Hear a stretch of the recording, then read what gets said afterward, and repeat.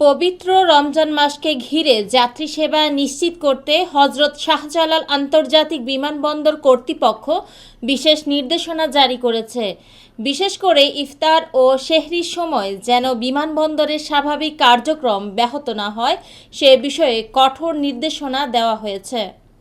শনিবার ১ মার্চ রাতে বিমানবন্দরের নির্বাহী পরিচালক গ্রুপ ক্যাপ্টেন কামরুল ইসলাম গণমাধ্যমকে জানান, রমজান মাসে যাত্রীদের নির্বিঘ্ন সেবা দিতে সংশ্লিষ্ট সকল বিভাগের সমন্বয়ে বেশ কয়েকটি গুরুত্বপূর্ণ নির্দেশনা দেওয়া হয়েছে।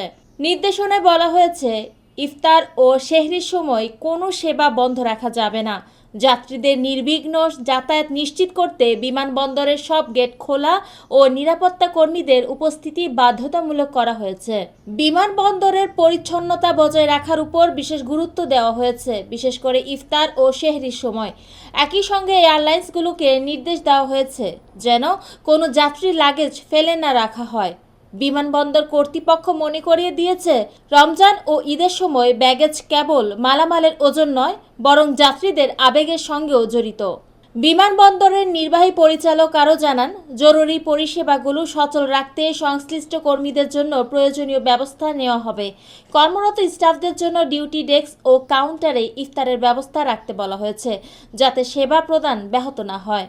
বিমানবন্দরের নির্বাহী পরিচালক সকল বিভাগের মধ্যে কার্যকর সমন্বয় ও সহযোগিতার উপর গুরুত্ব আরোপ করেন। যাত্রীদের জন্য এই সময়টাকে সহজ ও স্বাচ্ছন্দ্যময় করতে সকল সংশ্লিষ্ট কর্মীদের যথাযথভাবে দায়িত্ব পালনের অনুরোধ জানানো হয়েছে।